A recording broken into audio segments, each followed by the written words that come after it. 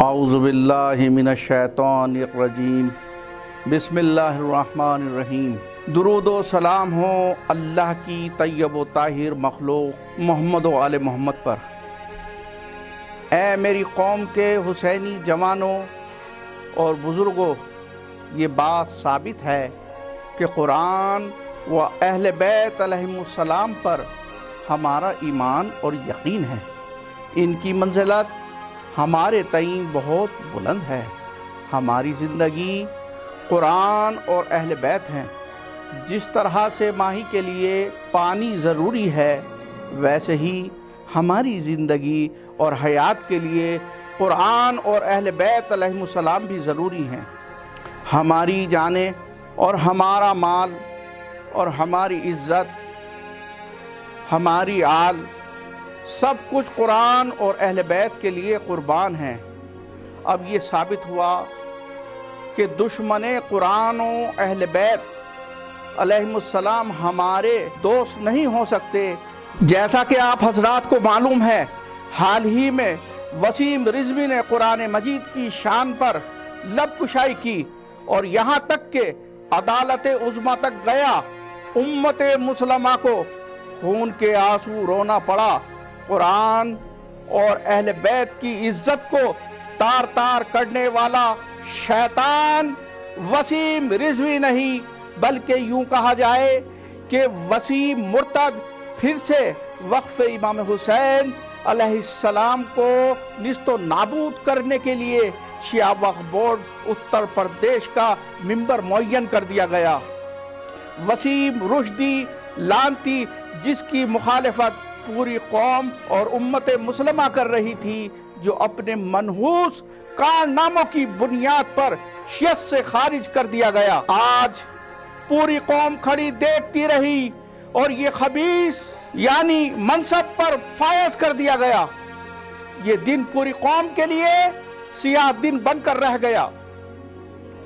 افسوس اس بات کا ہے کہ جو حیدری نعرہ لگاتے ہیں اور سب بڑے والے شیعہ اور حسینی بنتے ہیں، یہ حضرات وہی شیعہ، وہی حیدری نعرہ لگانے والے خونخوار افراد چند پیسوں اور عہدوں کے لالچ میں آ کر وسیم کو ووٹ دے کر انہوں نے کامیاب کر دیا۔ اب میں ان سے سوال کرتا ہوں کہ روز محشر یہ اہل بیت علیہم السلام کو کیا جواب دیں گے؟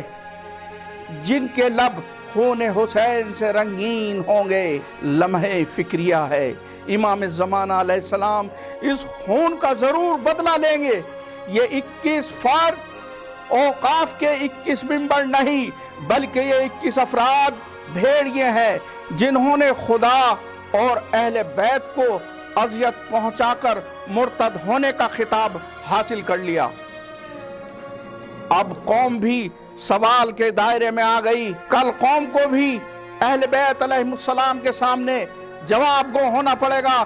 اگر تمہارے اختیار میں ووٹ ڈالنا نہیں تھا تو کم از کم تمہارے اختیار میں بائیکاٹ تو تھا۔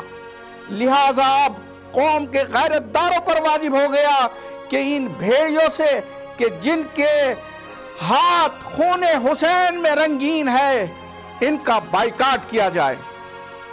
ان کو اپنی مسجدوں اور امام باڑوں میں آنے سے روکا جائے۔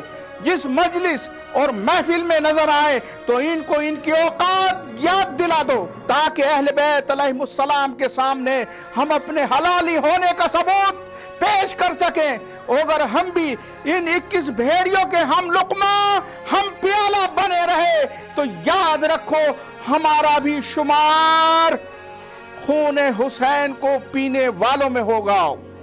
میں آخر میں اپنے اور قوم و ملت کے رہبر جناب مولانا سید قلب جواد نقوی صاحب قبلہ و کعبہ سے کہوں گا کہ آپ نے یہ حق ادا کر دیا اور کمینوں کے چہروں سے نقاب ان کا پلٹ دیا۔